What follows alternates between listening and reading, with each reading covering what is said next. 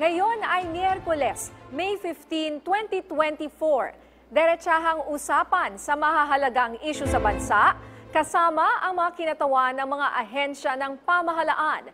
Ako po si Nina Corpus. Tutok lang, narito na ang Bagong Pilipinas ngayon.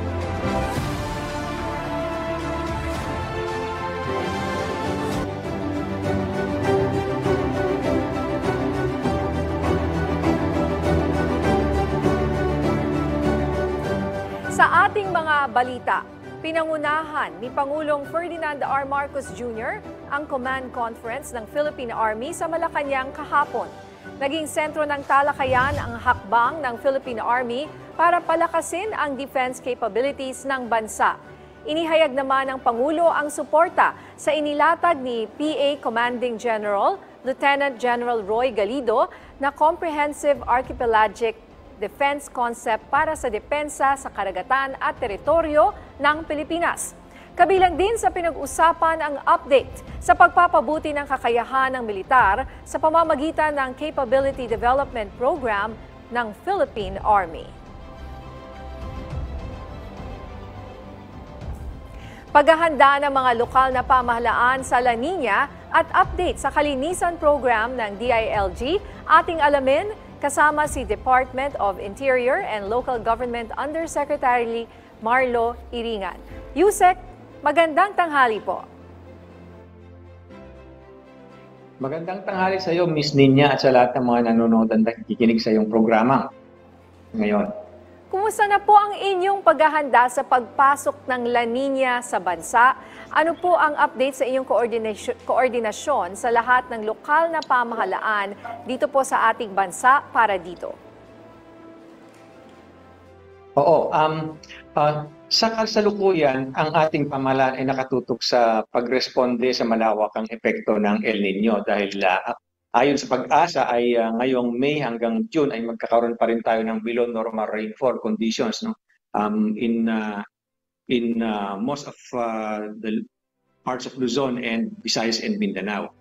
Iyon po yung pinaghahandaan natin at doon po tayo nakatutok. Pero kung ang pag-uusapan po naman natin ay ang may kinalaman sa paghahanda sa inasang pagdating ng La Nina nitong mga darating na buwan, ang kagawaran ng interior at lokal na pamahalaan po ay marami na pong ugnayan na ginagawa para sa ating mga lokal na pamahalaan, lalong-lalo na yung pagpapatupad doon sa mga protocols na nakapaloob sa ating Operation Listo Protocols. No? Ito ay meron tayong ginawang disaster preparedness manuals para sa ating mga lokal na pamahalaan, lalong-lalo na ang paghahanda sa mga bagyo at sa mga localized weather disturbances.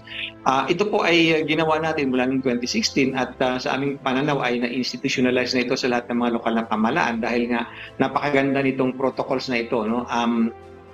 Naka-enumerate na po ang mga hakbangin na dapat gawin ng mga lokal na pamahalaan nang sa ganun ay makapaghanda ang ating mga komunidad sa mga darating na sakuna katulad ng bagyo, malalakas na pag-ulan, nandiyan na rin yung sa tsunami at sa volcanic eruption. Pero ang pinag-uusapan natin ay yung sa La Nina na inaasahan na darating, no, in the latter part of the year. Sa aming assessment ay handa po yung ating mga lokal na pamahalaan sa darating na La Nina. Ayan nga po, ano po ang inyong mga direktiba sa mga lokal na pamahalaan tungkol po dito sa La Nina? Lalo na po pagtungkol sa mga paglilinis ng estero at kanal na isa sa dahilan ng mga pagbaha.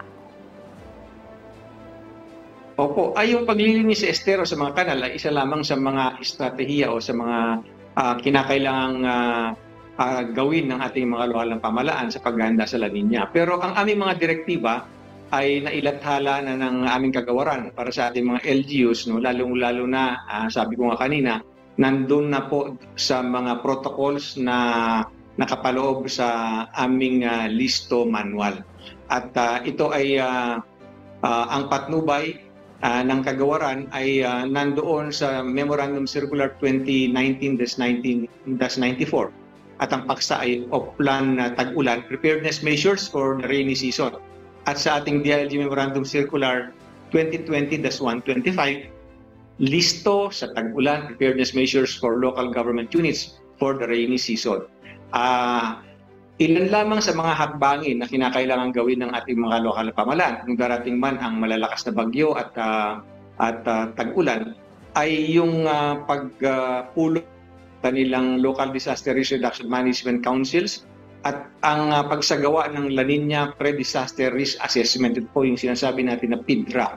At kinakailangan din nila na i-update yung kanilang local contingency plans or La Nina action plan. No? At kinakailangan din na magkaroon ng close coordination with the PAGASA at with the Department of Environment and Natural Resources, particularly yung ating Mines and Geosciences Bureau. Nang sa ganon, ma-update yung kanilang mga local hazard maps on rain-induced landslides and floods. Ganun na rin ay yung pag-assess ng structural integrity at saka capacity ng kanilang mga vital facilities katulad ng evacuation centers. But most importantly, kailangan magpulong talaga yung kanilang LDRRMCs at i-activate yung kanilang Disaster Operation Center nang sa ganon ay magawa na yung mga hakbangin bilang paghahanda sa La Nina. Okay. Yung pong mga sinabi nyo about evacuation centers, USEC, para po sa mga binabahang mga lugar, no? Na-identify naman po ba or may mga bago po ba tayong pinapagawang mga evacuation centers para po dun sa mga may, sabihin na natin, sabi nyo nga, may structural problems? Karamihan na po sa ating mga lokal na pamahalaan ay meron ng mga evacuation centers, pero patuloy pa rin yung pag-construct ng mga evacuation centers, no? Dahil ang isang lugar, ang isang local government units kung minsan ay nangangailangan ng hindi lang isa kundi dalawa at mga tatlong evacuation center. At ito po ay ina-assess ng DILG, kinakailangan nasusunod yung mga specifications nang sa ganun ay sabi nga natin ma-ensure ng struktura or ng facility at saka dapat ang mga ito ay hindi located doon sa high-risk areas as identified by the Mines and Geosciences Bureau of the DNR. Yes. What about yung mga eskwelahan po? Minsan ginagamit itong evacuation center.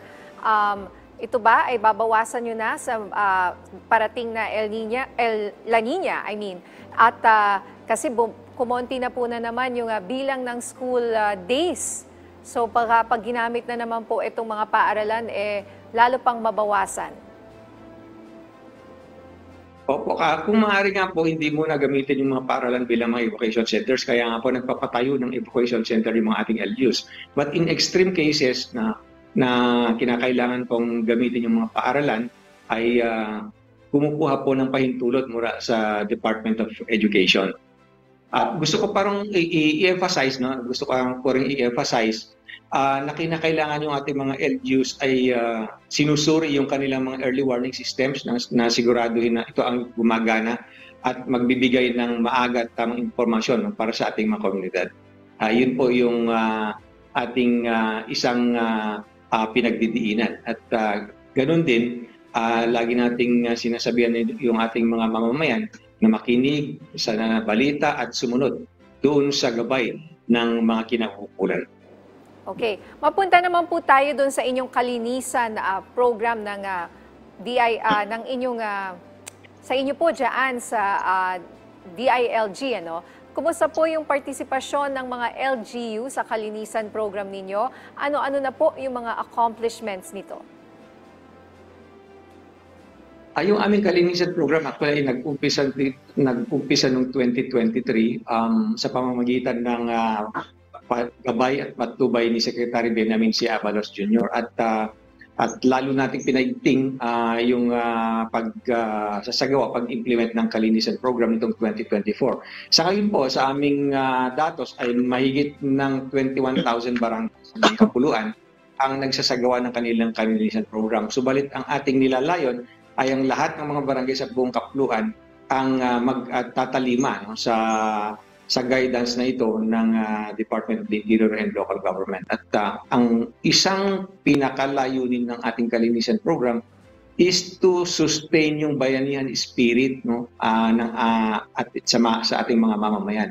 Kinakailangan po na tumulong yung ating mamamayan sa pagpapanatili ng kaayusan at kalinisan, no, sa ating mga komunidad. Hindi lang iaasa doon sa opisyalis ng gobyerno, particularly doon sa ating mga barangay officials. So, kinakailangan lahat tayo ay tutulong kasi hindi magiging madali na trabaho ito kung ating mga barangay officials lamang ang siyang nagsasagawa ng kalinisan program. So we estimated that since 2023 or sabihin na natin January of 2024 ay mahigit kumulang siguro mga 34.4 million kilograms of waste ang nakolekta ng mga mamamayan na sumali dito sa kalinisan program na isinasagawa, no, per our guidance na tuwing Sabado. Pero mas maganda sana kung magawa natin ito araw-araw na sa ganun ay masiguro yung kaayusan at kalinisan sa ating mga bayan-bayan, sa ating mga barangay, sa ating mga komunidad. And speaking of basura nga po, sa inyo pong monitoring, dyan po sa kalinisan program, meron po ba kayong update sa sitwasyon ng basura po sa ating bansa? At ano-ano po yung mga nakikita ninyong polisiya o programa na maaaring makatulong upang maibsan po ang problema ng basura sa bansa at mahikayat po ang bawat mamamayan na mag-contribute rin po para dito? Ayan po. Inaaral po natin yung karakteristik ng basura sa iba't ibang bayan, iba't ibang local government unit. At lumalabas po dun sa ating pagsusuri na mga 50 to 60% ng ating basura ay mga recyclable materials.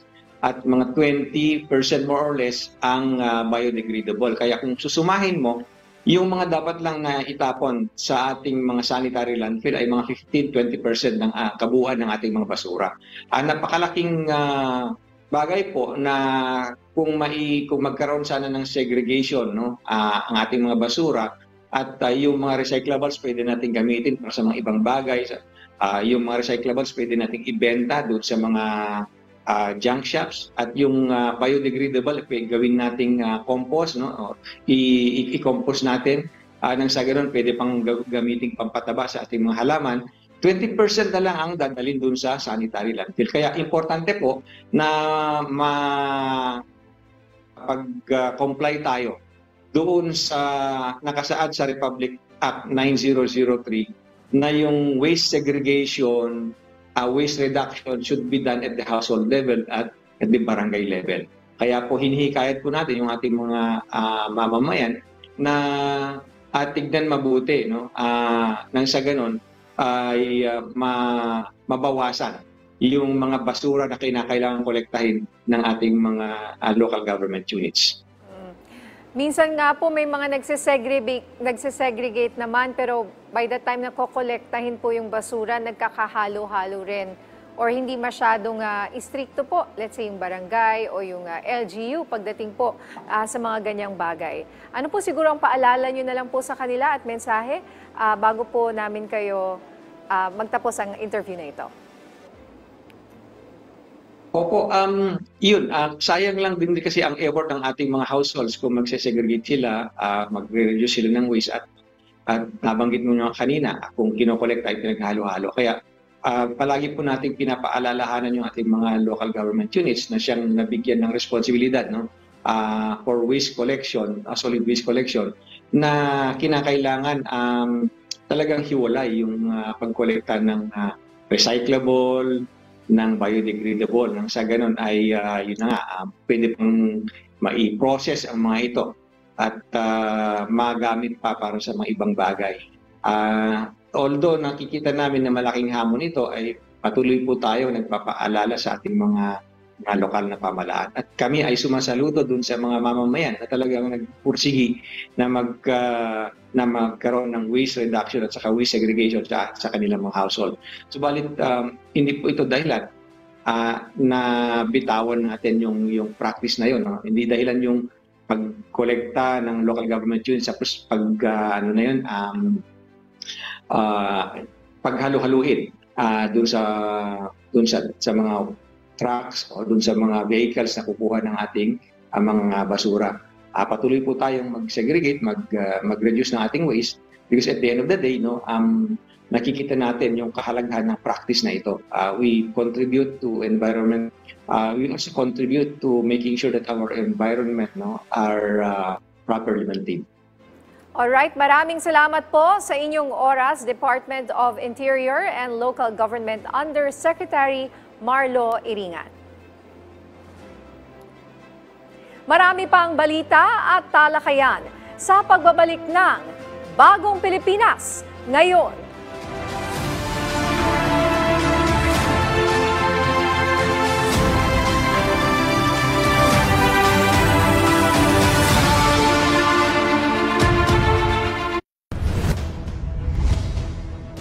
What our environment is telling us. Our ecosystems are at risk. We need to understand behaviors and how people make decisions. And that's the only way we can effect change. We have large areas of promise. And if we can work together, then we can achieve what we call a resilient and inclusive development for all. Ito ang in-person.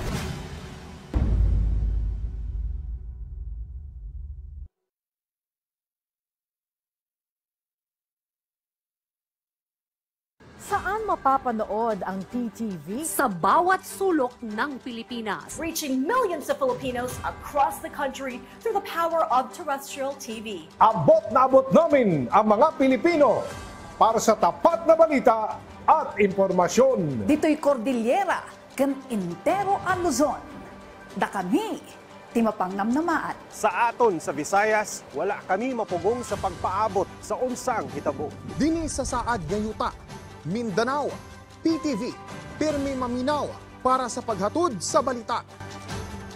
Broadcasting in Luzon, PTV4 Manila, PTV8 Cordillera, PTV4 Naga, and PTV4 Palawan. In the Visayas, PTV11 Cebu, PTV10 Dumaguete, PTV2 Guimaras, PTV8 Tacloban, and PTV12 Calbayog. And in the heart of Mindanao, PTV11 Davao City, PTV8 Cotabato, PTV7 Zamboanga, PTV11 Sibugay, PTV11 Pagadian, PTV48 Davao del Norte, and PTV8 Agusan del Sur. PTV Regional Network, buong katapatang naghahatid ng balitang maaasahan para sa inyong pambansang TV.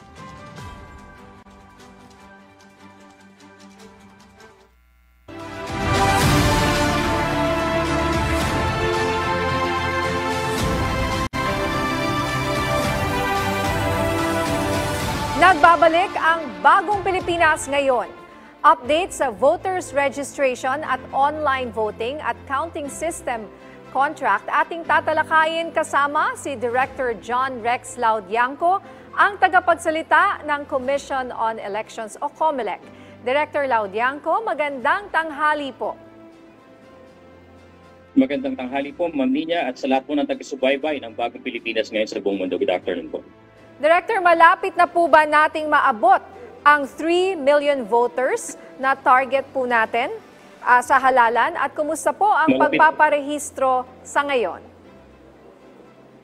Malapit-lapit na rin po, Ma'am Nina, no? Out of the 2.8 million po na applications na tinanggap ng COMELEC mula noong February, ay 1.2 million na po dito ang bagong botante at may nalalabi pa po tayong 5 buwan. At umaasa po kami na sa bandang gitna po ng 5 buwan na yan ay sisipa po ang bilang ng mga bagong botante mula po dito sa Pilipinas, lalong-lalo na po sa ating mga kababayan abroad na ang taya po namin ay nasa 15 milyon na po sila dyan sa iba't ibang parte ng bansa. Kung maabot po natin itong 3 million, ilang botante na po ang kabuuan nito sa susunod na halalan, itong additional 3 million voters na ito? Or sabi nyo 2.8 so far? Matatandaan po natin, Ma'am Nina, nung 2022 elections, tayo po ay nasa 68 million. Inaasahan po natin na aabot na po tayo sa 71 million registered voters po sa May 12, 2025 elections po. Ayan sa magandang balita yan, sir, no? At malapit na nating maabot ang target. Sa ibang usapin naman, Director, kailan naman po plano ng COMELEC na isagawa ang paghahain ng Certificate of Candidacy sa mga nais kumandidato sa midterm elections? Anumang oras po ay maaari nang ilabas ng Commission and Bank ang aming pong calendar of activities para sa 2025 elections. Unang-una na po dito at sinasabi na po namin ang filing po ng ating certificates of candidacy mula po senador hanggang sa ating mga local government officials, pati na rin po yung certificate of nomination and acceptance ng mga party list nominees ay gagawin sa October 1 to 8. Ito po ay itong 2024. Sa loob po ng araw na yan ay magaganap lang din po at papahintulutan lang COMELEC yung pong pagsasubstitute sa mga magwi-withdraw. Ibig pong sabihin, pwede pong mag-withdraw at magpalit ng mga substitute candidates sa pagitan lang din po ng October 1 to 8. Kung ang isang kandidato po na may political party ay mag-withdraw October 9 onwards, hindi na po ito papahintulutan na mapalitan pa o masubstitutan pa ng iba pang kandidato. Alright. Ano rin naman po ang ginagawang paghahanda ng COMELEC para sa barangay at SK election sa susunod na taon sa gitna ng isinusulong sa Kamara na postponement po nito? Tama po, Ma'am Nina, no? Alam po natin na dalawang halalan talaga ang magaganap sa 2025, yung May na national at local elections at walang 5 buwan ay yung December po na barangay at sangguniang kabataan elections. Dahil po umiiral pa rin ang batas at desisyon ng Korte Suprema doon sa Makalintal versus COMELEC, kailangan ipatupad ng COMELEC ang halalan sa December 2025. Sa umiiral po na usapin tungkol sa pagpapaliban ng halalan, kinikilala po namin ang kapangyarihan ng ating Kongreso at Ekutibo na magpasa ng batas na maglilipat sa 2026 o iba pang petsa yung halalan na ito. Kinikilala rin po natin na talaga naman kung nung naghalalan tayo ng 1 taon at matatapos ang termino nila by December next year, ay lumalabas po talagang halos 2 taon lang ang termino. Kinikilala rin po natin, Ma'am Nina, na naging mahigpit na po ang pamantayan sa pagpapasa ng batas patungkol sa postponement ng halalan dahil nga po sa desisyon ng Korte Suprema sa Makalintal versus COMELEC. Sa isang banda po, sa parte ng COMELEC, ay malaking kagaangan po ito kung maililipat kahit ilang buwan lamang po sa 2026 yung barangay at SK elections. Dahil po sa ngayon na hindi pa kami tapos maghanda sa May elections, kami po kasabay nang naghahanda para sa barangay at sangguniang kabataang elections. Isa pa pong epekto nito, Ma'am Nina, kung sakali po talaga tayo sa 2025, yung period po ng pagbubukas muli ng registration para sa sangguniang kabataan at iba pa pong magka-qualify na botanteng Pilipino ay maaring maging maikli lamang. Siguro po mga 10 araw lang yan. Pero kung maililipat po ng 2026 ang halalan, ay mas mahaba po yung period na maibibigay natin para makapagparehistro yung sangguniang kabataan at yung magka-qualify pang barangay voters na mga bago po. Okay, dito naman po sa voting and counting system contract, kumusta na po ito? Ilan na po ba sa ngayon yung mga final bidder na napili para gamitin sa darating na halalan? Sa ngayon po, patungkol sa internet voting o yung tinatawag nating online voting and counting system, ay patuloy pa rin po ang post-qualification evaluation. Hindi pa po tapos ang proseso ng competitive public bidding.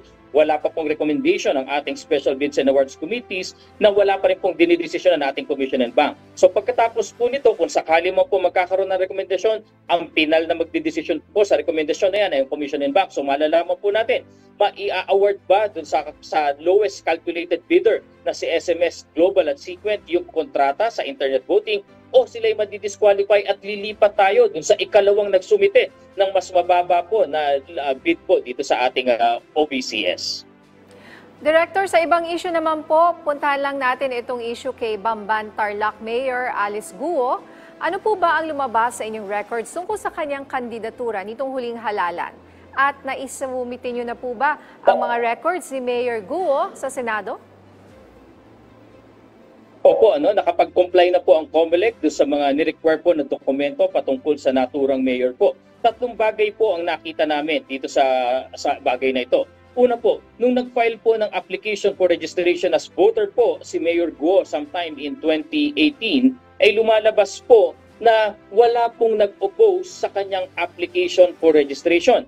Ganon din po ang nangyari nung siya po ay tumakbo, nagsumite ng Certificate of Candidacy noong 2021. wala pong natanggap ang COMELEC na either na petition for to cancel or deny due course to the COC kung meron mang material misrepresentation mismo doon sa Certificate of Candidacy.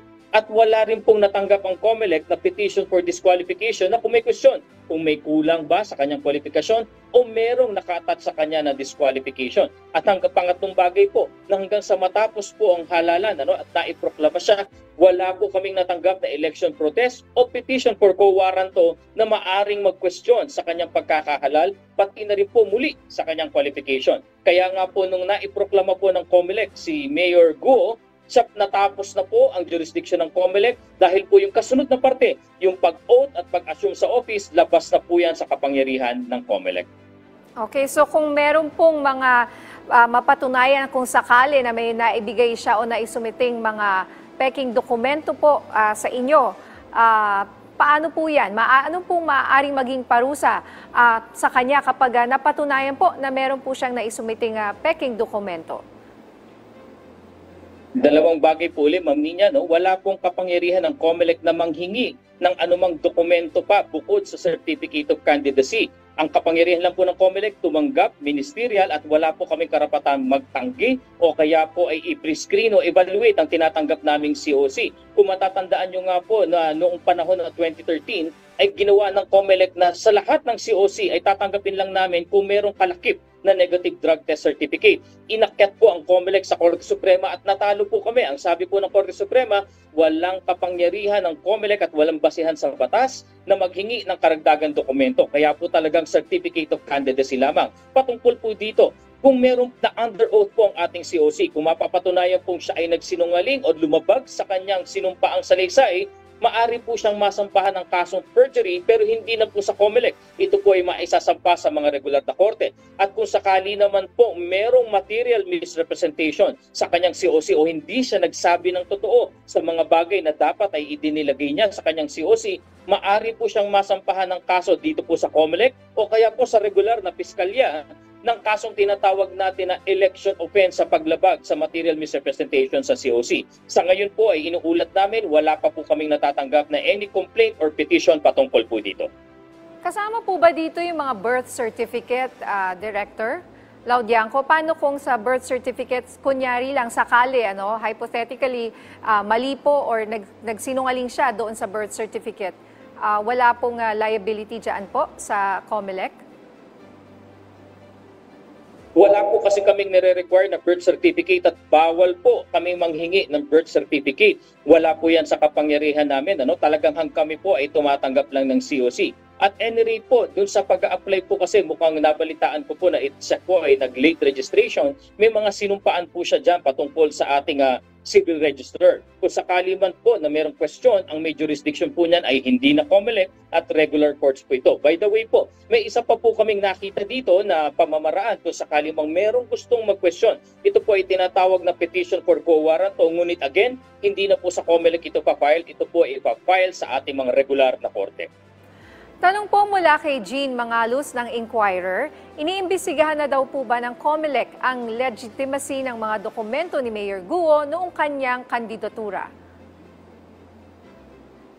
Bagamat wala pa pong formal na pahayag dito ang komisyon, kami naman po ay laging nag-check ng ating mga dokumento na tinatanggap. Kaya nga po nung kami po ay pinatawag ng Senado at nahinga ng dokumento, ay agad-agad naman po nakapag-comply ang COMELEC dito. Patuloy naman din po namin tinitignan kung mayroong mga nalabag sa batas at tinihintay din po namin kung mayroong magsasampa ng kasong election offense at makakaasa po kayo kung meron man po magpa-file ng verified complaint, ito po ay agad na diringgin ng COMELEC at susulong ang ating tinatawag na preliminary investigation. Meron naman pong tanong dito si Patricia Lopez ng IBC 13. Alam naman po na ministerial duty nyo ang pagtanggap ng mga nagpa-file ng candidacy. Can you walk us through the COC filing? Ano po yung mga kasunod na process ng COMELEC sa mga gustong kumandidato?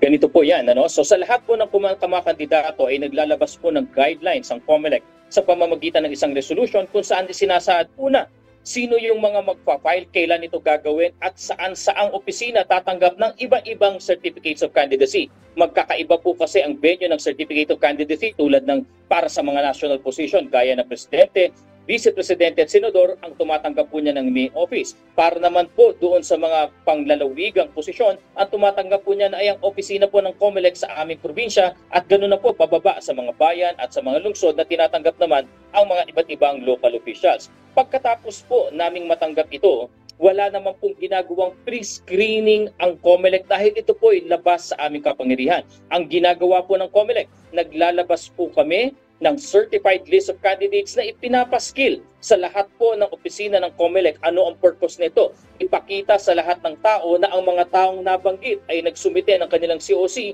at ngayon po pwede nagsimulan natin ang pagsusuri at pananaliksik sa kanilang pagkakatao kung dapat ba natin sila iboto o hindi. Ikalawa po, dahil sa tayo'y automated elections, isinasama na po natin ang pangalan nila sa balota, ipinapaskil po natin sa ating website nang sa gayon muli makita ng ating mga kababayan sino-sino ang mga kumakandidato. Nang sa gayon patuloy po ang pagsusuri at pananiliksik sa mga kandidatong umaharap sa atin bilang panghuli. Yung pong ating voters information sheet na kung saan binibigay kada botante at sinasabi kung saan po tayo boboto, nakasaad din po dyan ang mga national at local candidates sa kanilang direktoryo para po malaman muli sa huling pagkakataon sino ang mga bobotohan, sino ang mga kumakandidato at kung gusto po nilang mag-file ng iba't ibang kaso, cancellation of COC, disqualification kung meron mang dapat ika-disqualify, kung nuisance man o nang gugulo lang ng halalan, ay pwedeng-pwede po at mabibigyan ng pagkataon ma-file ito sa tamang opisina ng COMELEC. May sunod na tanong pa po si Patricia Lopez. Ano po ba ang standards ng COMELEC para ma-approve ang candidacy ng isang nag-file? Ang ating pong COC ay hindi po ina-approve ng COMELEC. Dahil nga po sa batas, ministerial po ang duty, wala po sa iisang ahensya, wala sa COMELEC ang sinasabi nating administratibo na mag-a-approve, mag-i-screen. Kung sakali man pong may question sa mga COC na maaari pong i-request sa COMELEC, dahil ito naman po ay public documents, ito po ay dapat ma-question sa pamamagitan ng isang petisyon. Bakit? Kasi po merong tinatawag tayong determination of facts, merong tinatawag tayong applicable laws, at sa huli, ang desisyon po, whether ng COMELEC o ng Korte, ay parang lumalabas na judicial decision at humusga batay sa mga ebidensya. Hindi po uubrang COMELEC lamang ang magde-decide dito. Kung matatandaan nyo rin po, Ma'am Patricia at Ma'am Nina, sometime in 2016 po, nagkaroon po ng question sa isang kandidato sa pagkapangulo patungkol din sa kanyang citizenship, patungkol sa kanyang pagkakapanganak, surrounding ng kanyang pagkakapanganakan. Ano po ang nangyari?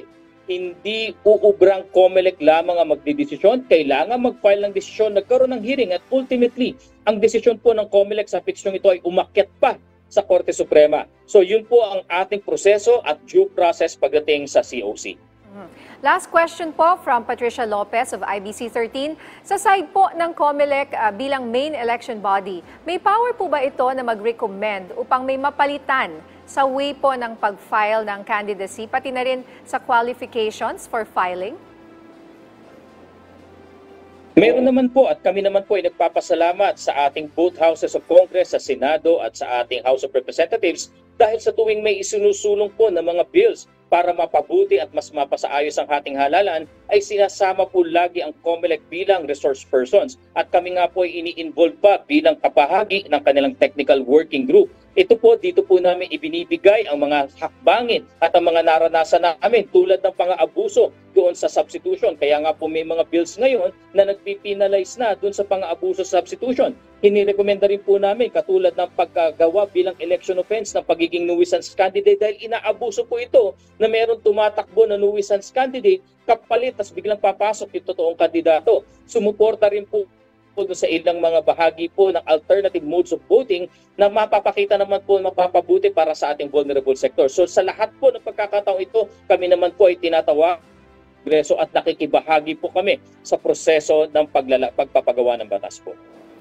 At dahil po sa isyong ito, ano po ba ngayon ang mga hakbang ng COMELEC tungkol sa assessment at malalim na pagsusuri sa mga susunod po na kandidato? Siguro po sa isang banda, Ma'am Nina, naging mas lalong bukas ang isipan ng ating kababayan na talagang dapat sinusuri natin ang mga kumakandidato sa harapan natin. Sa parte naman po ng COMELEC, makakaasa po kayo na mas pag-iigtingin po namin ang proseso ng transparency sa paraan yung pong mga magre-request ng kanilang mga certificate of candidacy ay madali pong maipoproseso ng COMELEC yan dahil meron na po kaming tinatawag na Freedom of Information Manual. Ikalawa, makikita nyo rin po na mas maaga namin maipapaskil ang mga pangalan ng mga kandidato sa aming website nang sa gayon mas maraming tao ang makaalam, mas maraming tao ang makapanaliksik. Bukas na rin po ang aming mga modes of filing natin dito katulad ng electronic filing sa mga kaso para doon sa nais mag-question sa pamamagitan ng petition for disqualification, cancellation of COC o kay nuisance candidate ay madali pong makapag-file ng kaso dito sa COMELEC nang sa gayon madinig ng maaga, maresolba ng maaga at by the time na mag-iimprenta po tayo ng balota by December or January, malinis na po ang ating balota. Wala nang nuisance candidate, tapos na ang mga disqualification at natanggal na ang mga tao na dapat kansilahin ang COC. Bilang panghuli na lang po, may paalala po ba kayo sa ating mga kababayan, sa mga botante at sa mga kandidato?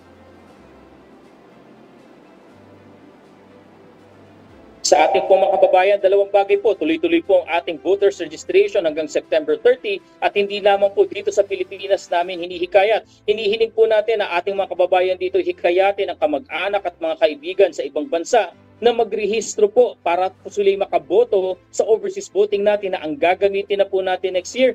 Internet voting na po tayo madali, lalong-lalo na po ang ating mga kababayang marino. Kahit nasa barko, basta may internet, sila'y makakaboto, madidinig ang boses nila. Ikalawa po na hinihiling po namin, samahan ninyo po ang COMELEC habang kami naghahanda sa susunod na halalan.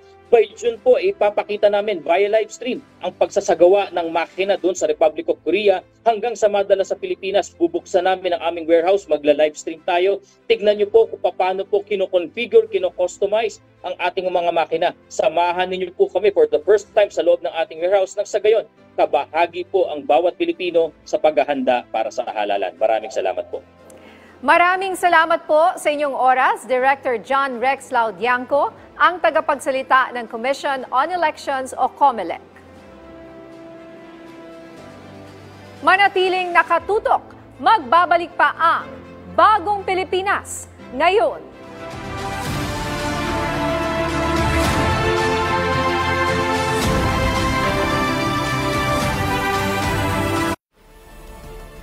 Simula na ang sagupaan ng pinakamalupit na koponan mula sa Northern Luzon.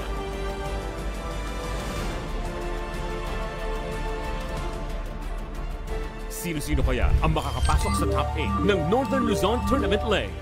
Magsisimula sa May 20. G? Saan ka pa ba pupunta para sa balanse, responsable at makatotohanang pagbabalita? Hatid ng inyong pambansang TV ang mga premyadong programang pambalitaan na tinututukan ng sambayanan sa maghapon. Balitaang may puso matapos ang pananghalian sa Sentro Balita.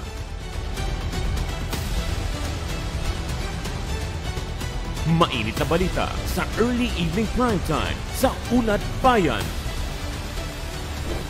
At ang tuloy-tuloy na pagbibigay ng balitang makatotohanan tuwing Sabado at Linggo sa Ulat Bayan Weekend. Ang pinakasariwang multilingual news update sa PTV Balita Ngayon. PTV Balita Ngayon sa probinsya. PTV News Now at Stories from the Grid. Ang nangungunang English newscast sa free-to-air TV. PTV News Tonight. Ang latest sa mundo ng palakasan sa PTV Sports. Serbisyo, impormasyon, inspirasyon para sa bagong Pilipino. Kami ang inyong PTV, ang pambansang TV sa bagong Pilipinas.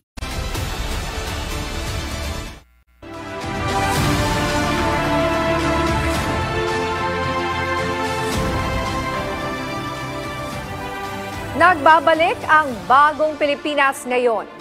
Raid sa isang illegal na operation ng isang ospital sa Pasay City at update sa deportation ng mga Chinese POGO workers ating pag-uusapan kasama si Dr. Winston John Casio, ang tagapagsalita ng Presidential Anti-Organized Crime Commission. Dr. Casio, magandang tanghali po. Magandang tanghali din po at salamat sa inyong paanyaya para maihayag namin yung mga programa ng aming komisyon sa pangunguna ni Executive Secretary Lucas Bersamin at ni Undersecretary Gilbert Cruz. Kamakailan po, sir, nagsagawa kayo ng raid sa isang ospital dyan sa Pasay na di umano'y may koneksyon sa Philippine offshore gaming operators. Ano pa po ang mga detalye tungkol dito at ano ba yung mga naabutan nyo sa lugar matapos ang isinagawang pagsalakay?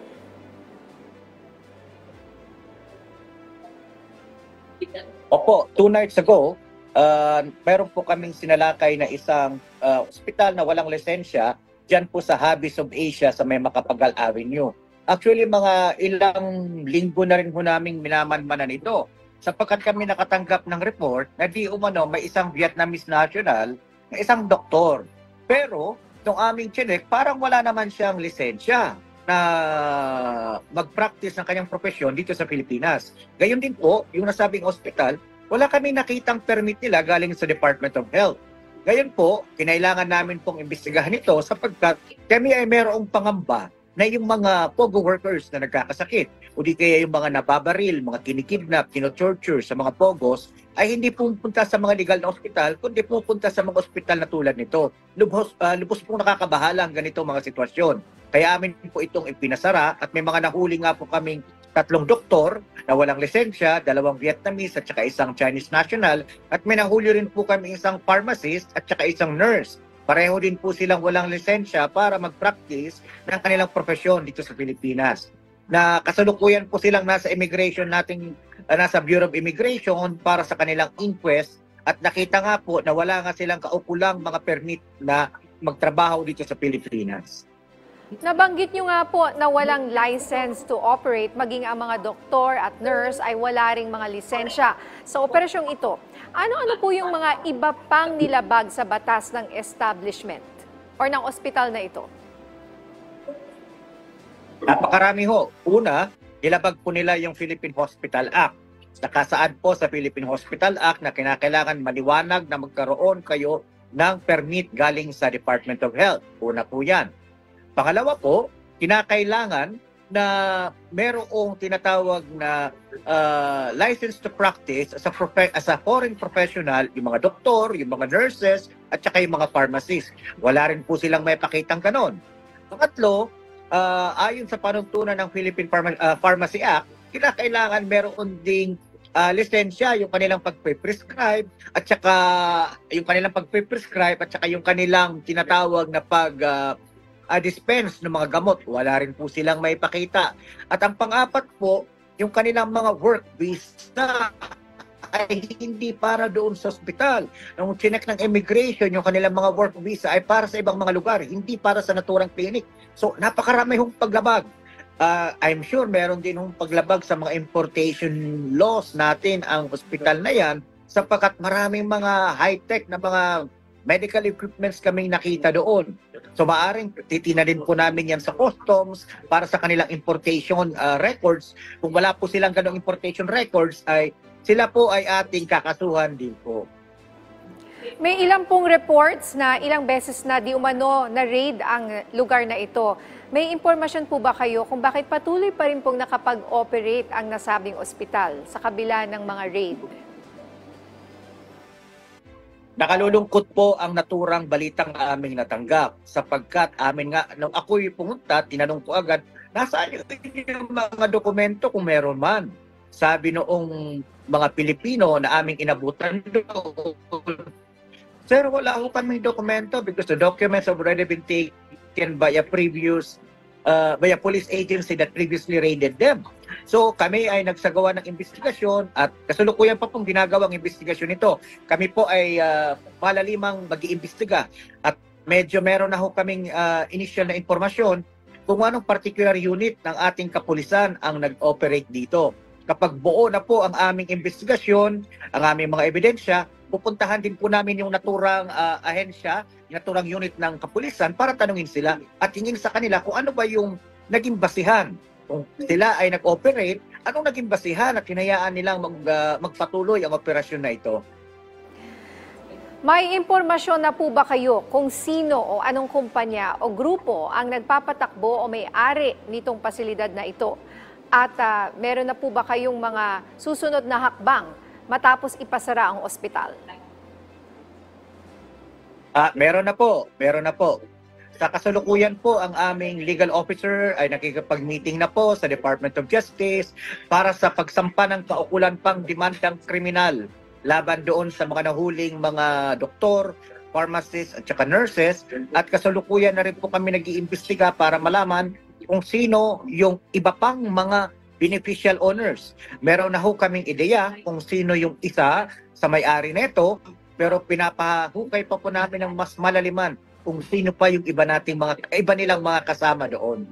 So marami ho tayong kasong isasampa dito para tuluyan na pong maipasara ang ospital na ito. By the way, this is not the only fake hospitals we have on our radar. Meron pa ho kami ilang mga hospital na minamanmanan sapagkat yun nga po ang pangamba na inihayag ng aming Executive Director na si Undersecretary Gilbert Cruz. Sabi nga po niya, ang nakakatakot dito ay meron kaming mga impormasyon ng tatanggap na merong mga POG workers na natutorture, kahit nga yung mga nakikita natin mga barilan at saksakan ng mga foreign nationals dito dinadala sa mga ospital na katulad nito. Tanong bakit? Sapagkat hindi na ho sila hihingi sa inyo ng maraming documentation or identification. Hindi katulad sa Philippine hospitals na legal, talagang bubusisiin nila kung sino po kayo. Kaya lubos pong nakakabahala mga ganitong klaseng peking hospital. Ito pong Peking Hospital, baka may iba pang mga branch, no, sir? Meron po ba kayong impormasyon na baka sila konektado o baka iisa lang yung kumpanyang may-ari ng iba pang mga ganitong pasilidad?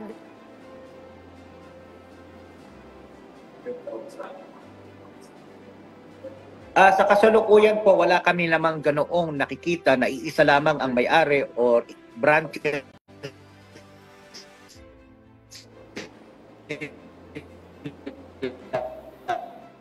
ng parehong kumpanya sa ngayon ang ospital. At yun nga po, iniimbestigahan na po ng ating mga kasamahan at iniimbestigahan din po atin para masawata na itong problemang ganito. Alright, sir? Dr. Winston? Nandiyan pa po ba kayo? Hello, ma'am. Okay. Hello, ma'am. Meron pong medyo choppy po. Yes, ma'am. Nandito pa po ako. Sorry. Napuputol-putol po. So, try ko po itanong itong susunod na tanong at sana ay mas maayos na po yung ating connection, no? Ano po ang update sa deportation ng mga nahuling Chinese POGO employees? Ilan po sa kabuuan ang inyong napabalik na sa kanilang bansa? Okay. Una, maliwanag po ba ang aking koneksyon? Yes, sir. You can go ahead. Okay. Sa kasalukuyan po, ang inyong abang lingkod kasama ang aming direktor ay nandito po sa Shanghai, China po ngayon. Sapagkat kahapon, kami ay nag-deport ng 167 na mga Chinese nationals. Ito po yung pangatlong deportation coming from Bamban. Yung naunang deportation po ay nag-deport tayo ng 14 na mga Malaysians at pangalawa ay yung 52 na mga Vietnamese. May mga natitira pa pong 56 na mga foreign nationals na nandoon pa po sa ating detention facility. At before the end of this month, lahat po sila ay madi-deport na po. Ngayon, yung unang numero po kasi na ibinigay doon sa media ay mali sapagkat doon sa unang report ay mayroong 400 plus na mga foreign nationals. Mali po yun sapagkat nagkaroon pala ng double counting. Kaya yung unang report ay mayroong 400 plus. Sa katotohanan po ay mayroon lamang 281 na mga foreign nationals na nasawat na nakuha natin doon sa Sunwan sa Bamban, Tarlac. So lahat po yan ay ating i-deport maliban na lamang doon sa mga foreign nationals na kakasuhan po at nakasuhan natin criminally. Sa inyo pong malalim na investigasyon ay napatunayan na din po na halos lahat ng inyong napapadeport ay sangkot sa iba't ibang scam operations. Ano po ang inyong mga hakbang upang matapos na at maiwasang makapasok na po ang mga ito dito sa ating bansa? Ma'am, sa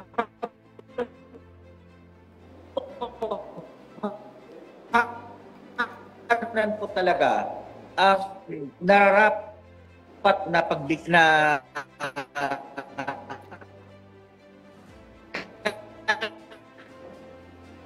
question is best addressed to maging sa Bureau of Immigration. Sapagkat ang report ng mga scamming activities at para sila ay may pasara. By legal ground, I mean, we apply for search warrants, arrest warrants, and the like. But really, the bottom line is the Philippine Amusement Gaming Corporation must step up in its regulatory powers. They have to go beyond mere inspection. Kaya kami po ay nagkaroon ng isang meeting sa PAGCOR para magpalitan po kami ng ideya. Paano nga ba ang pwede nilang gawin para mas mapaigting pa nila yung kanilang regulatory mechanism? Pero kami po ay naniniwala doon sa panawagan na sana hindi pwedeng mag-operate po na kapag provisional license pa lamang or provisional permit ang ibibigay natin doon sa mga POGOs, sa mga IGL, sapagkat kaya nga sinasabing provisional sapagkat may kulang pa sila doon sa mga requirements. So kung kulang sa requirement at hindi sila payagan na mag-operate. So pakalawa naman doon sa immigration.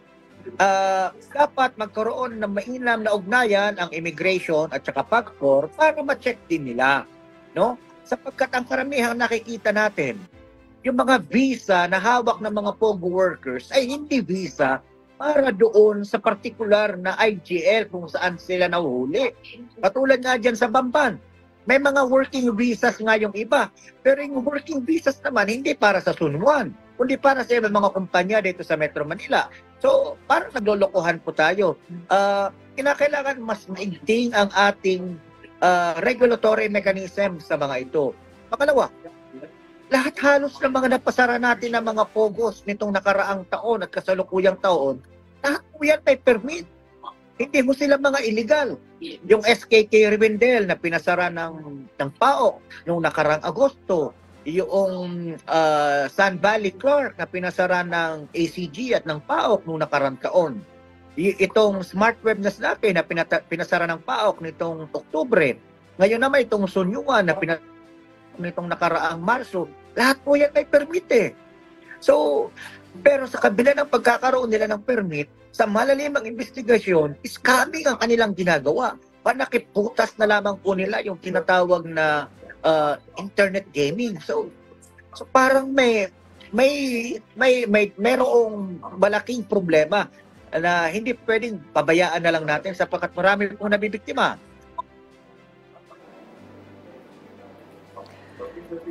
Alright.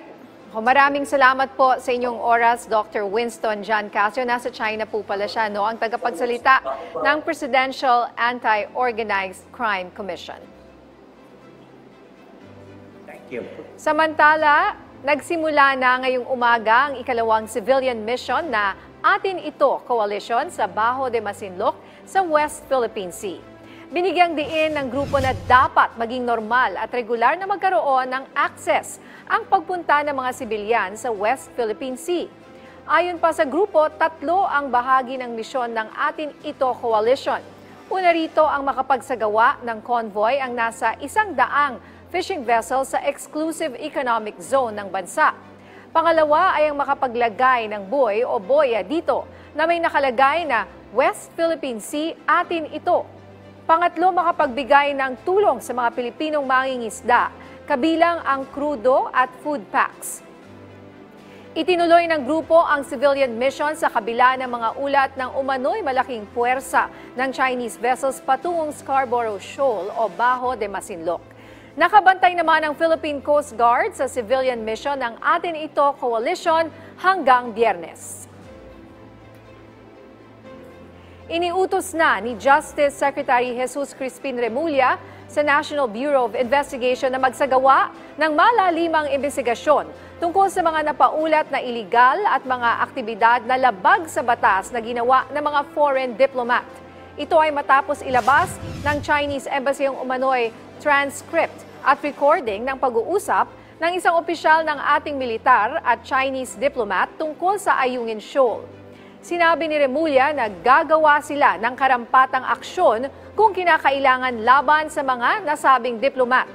Iginiit rin ng kalihim na hindi dapat gamiting lisensya ang kanilang diplomatic immunity para pagsamantalahan ang kapayapaan at pagkakaisa ng bansa para lang sa pansariling motibo. Anya, tungkulin din ng mga foreign diplomat na igalang ang mga batas at regulasyon ng kanilang receiving state habang tinatamasa ang kanilang mga pribilehyo at immunities. Balita naman tayo sa rehiyon. 6 na miyembro ng Team Upper North ang magsisilbing kinatawan ng Pilipinas sa 27th World Championships PF for Performing Arts diyan po sa California, USA. Ang detalye sa report ni Ala Sungduan ng PTV Cordillera.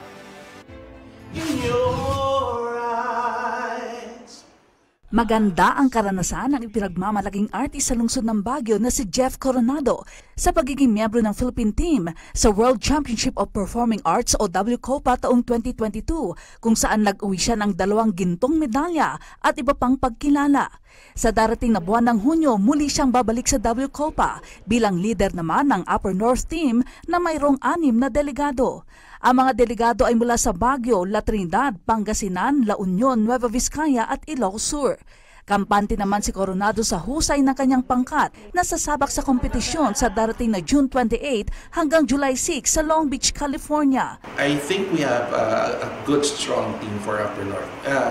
They are not all the same. They have different strengths. They have different styles, actually, which makes them very diverse. And I think there's a really good chance for them bringing home medals for the Philippines. Mula sa mahigit 100 nag-audition, napili ang taga-Baguio na vocal artist na si Aiken Ramos bilang miyembro ng Philippine team. I promise that I will be doing my 101% best so that I can really represent the talents of the Filipinos. Hiniling naman nila ang suporta ng publiko para sa nalalapit na kompetisyon. Ala Sungduan para sa Pambansang TV sa Bagong Pilipinas. At dito na nagtatapos ang ating programa sa araw na ito. Samahan ninyo kami ulit bukas para sa mahalagang talakayan at mabilis na aksyon ng pamahalaan. Ako po si Nina Corpus. Para sa Pambansang TV, sama-sama tayo para sa isang Bagong Pilipinas ngayon.